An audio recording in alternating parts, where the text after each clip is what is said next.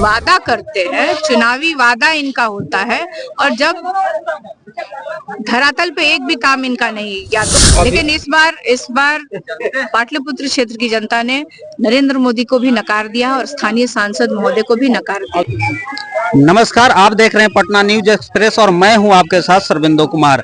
आज पाटलिपुत्रा लोकसभा के रामपुर फरीदपुर पंचायत में मीसा भारती जो है आरजेडी कोटे से यानी लालटेन से जो उम्मीदवार हैं वो रोड शो किए हैं और काफी जनता का समर्थन मिल रहा है, सहयोग मिल रहा है।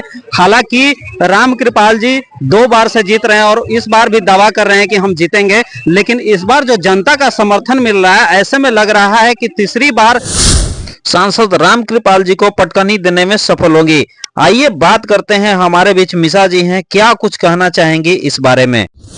पंचायत में आज आए हैं विधानसभा क्षेत्र फुलवारी के। 5 साल पहले नीतीश जी बहुत बड़ा योजना दिए थे, अतिरिक्त प्राथमिक स्वास्थ्य केंद्र और फरीदपुर से नक्की भवानी एनएच तक जोड़ने के लिए कार्यक्रम रोड। 5 साल बीतने के बाद भी दोनों आधा अधूरा है, कोई काम का नहीं। देखिए, आज पाटलिपुत्र लोकसभा के अंतर्गत आने वाले फुलवारी विधानसभा में आज जनसंपर्क कार्यक्रम लगा हुआ है मेरा, और अभी मैं रामपुर फरीदपुर में मौजूद हूँ। और यहाँ पे जो आप बात कह रहे हैं ये मेरी भी जानकारी में है कि वो अभी तक काम पूरा नहीं हुआ, दोनों अधूरा है, दोनों के दोनों अधूरा है। तो यही हम लोग बता रहे हैं कि ये लोग सिर्फ वादा करते हैं, चुनावी वादा इनका होता है, और जब धरातल पे एक भी काम इनका नहीं। या तो आप प्रधानमंत्री से लेकर के आपने 14 में भी प्रधानमंत्री जी ने बहुत सारे वादे किए, 19 में भी जनता से बहुत सारे वादे किए, लेकिन एक भी वादा उन्होंने नहीं पूरा किया। और देखिए, ये जो प्रधानमंत्री से लेके एनडीए गठबंधन के भाजपा के बड़े बड़े नेता सिर्फ चुनाव के समय इनको बिहार याद आता है। बिहार आते हैं और कभी वो स्पेशल पैकेज दे देंगे, कभी विशेष राज्य का दर्जा मिल जाएगा, फैक्ट्री लग जाएगी, बंद पड़ी चीनी मिलें खुलवा देंगे, इस तरह की भाषण देते हैं वो लोग, लेकिन चुनाव के समय सिर्फ भाषण देते हैं। और अभी आपने जो जिक्र किया, मैं यही कह रही थी कि हर एक विधानसभा 6 विधानसभा आता है पाटलिपुत्र क्षेत्र में, और इसी तरह की सारे विधानसभा में अपनी एक एक समस्या है। बहुत सारी ऐसी समस्या है, जब हम लोग जाते हैं घूमते हैं तो लोग बताते हैं। ये इनके कथनी और करनी में बहुत फर्क है, और इस काम को इन लोगों ने पूरा नहीं किया। यही मैं इनको बताई हूँ कि अगर आप मौका देते हैं और इंडिया गठबंधन की सरकार बनती है तो हम इन कामों को पूरा करेंगे। जबकि हॉस्पिटल में डॉक्टर लोग कराने का बिल्डिंग भी बन चुका है और एक दवा भी नहीं मिलता है। बिल्कुल, यहाँ पे है, मूलभूत जो सुविधाएं हैं वो भी पूरा नहीं है। आप अगर महिलाओं से अगर आप पूछेंगे तो सबसे बड़ी एक जो समस्या अभी आ रही है, इनको पीने का पानी तक भी नहीं मिल रहा है। तो जब पीने का पानी नहीं मिल रहा तो आप सोच सकते हैं कि इस देश में कितनी गरीबी दूर हुई होगी, कितना डेवलपमेंट हुआ होगा इस राज्य में और इस देश में। अभी 2 बार से रामकृपाल जी जीत रहे हैं और इस बार भी वो दावा कर रहे हैं कि हमारी जीत सुनिश्चित है। इसके बारे में क्या कुछ कहना चाहेंगे? देखिए, जो स्थानीय सांसद है रामकृपाल यादव जी पाटलिपुत्र क्षेत्र के, वो कभी भी अपने चेहरे और अपने काम के बल पे यहाँ चुनाव नहीं लड़े।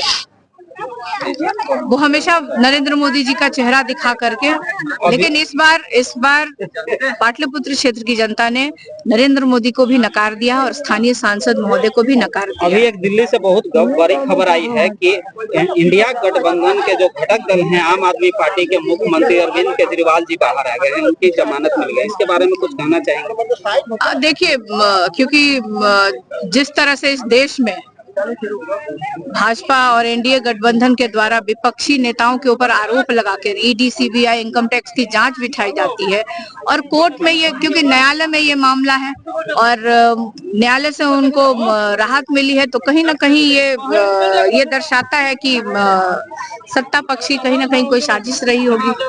अभी क्योंकि एक और सवाल है कि आप आरक्षण के पक्षधर हैं, आरक्षण के बावजूद भी कई ऐसा दलितों की बस्ती है जहां अभी भी विकास अधूरा है, आपने उन लोगों के लिए क्या किया? आरक्षण के पक्षधर हैं आप लोग। देखिए, जब हमारी सरकार थी तो सबसे पहले जो कहते हैं कि गरीबों के लिए उनके छत मिला। जब लालू जी थे तो बहुत सारे इंदिरा आवास, जो उस समय इंदिरा आवास था, आज उसको प्रधानमंत्री आवास योजना कर दिया गया।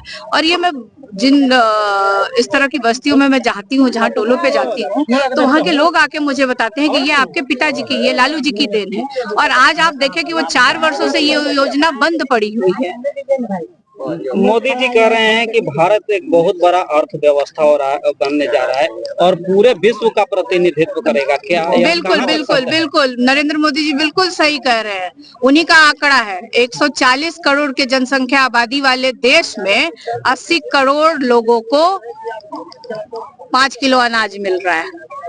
तो कैसे बनेगा, ये प्रधानमंत्री जी को मंच से बताना चाहिए देश की जनता को और खास तौर पे बिहार की जनता को। चाचा 2 बार जीते कि 5 किलो अनाज से ही 5 किलो अनाज से ही ये बहुत बड़ी अर्थव्यवस्था बन जाएगी। ठीक है, धन्यवाद। तमाम गांव से बहुत खुशी है, खुशी का लहर है कि हम लोग इनको जिताकर आगे बढ़ाएं और जो भी हम लोग का गांव का समस्या है वो हम लोग का निदान इनसे आग्रह है कि ये पूरा करेंगे। जो कि नाला नहीं बना हुआ है, वो ढलैया वो काफी गांव का छूटा हुआ है।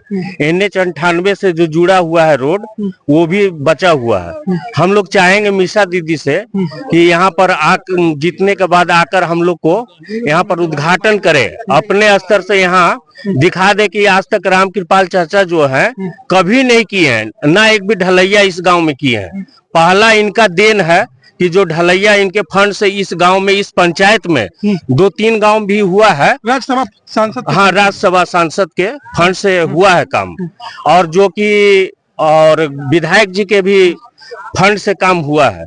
आज तक हम लोग रामकृपाल चाचा का फंड यहाँ देखे ही नहीं है, और न मतलब इस पंचायत में कहीं कुछ काम हुआ है। क्या परिचय हुआ? मेरा नाम टिंकू कुमार यादव, पंचायत अध्यक्ष लोजीपुर। हाँ, चाचा 2 बार से जीतते आ रहे हैं, क्या लगता है चुनौती रहेगा मजबूत चाचा को पटकने में भतीजी के द्वारा? नहीं, इस बार उनका तो लहर खत्म है, इस बार वो जीतेंगे ही नहीं, चाचा पलट जाएंगे इस बार। पलट जाएंगे? हाँ, पक्का? हाँ, वो हार गए तभी तो नहीं आ रहे हैं ना, जनता के बीच में कहीं नहीं जा रहे हैं। सब जगह वो नाखुश हैं, कहीं जनता उनका स्वागत करने के लिए इतना जो भीड़ देख रहे हैं, हुजूम देख रहे हैं, उतना स्वागत के लिए उनके पास कोई जा ही नहीं रहा, तो वो जाएंगे किसके बीच में, जनता के बीच में कैसे जाएंगे? और हम लोग मामूली अंतर से हारते रहे 3 चुनाव में 10-20 हजार से। अब की एंटी कन्वेंसी है, 10 वर्ष तक उन्होंने सांसद के पद पर रहा और क्षेत्र में कोई ऐसा काम नहीं किया। अब मोदी जी के एंटी लहर है पूरा एकदम। अभी हम लोग कम से कम तो 2 लाख वोट से पाटलिपुत्रा फतह करने की तैयारी में है। सभी वर्ग नौजवान एकजुट हो चुका है। ऐसे ही खबरों में बने रहें और हम आपको हर खबर से अपडेट कराता रहेंगे। और हमारे चैनल को जो है लाइक करें, सब्सक्राइब करें, फॉलो करें और कमेंट करें, क्योंकि आपका कमेंट ही हमें हौसला देता है और नए नए वीडियो हम आपको लाता रहेंगे। इसी के साथ धन्यवाद।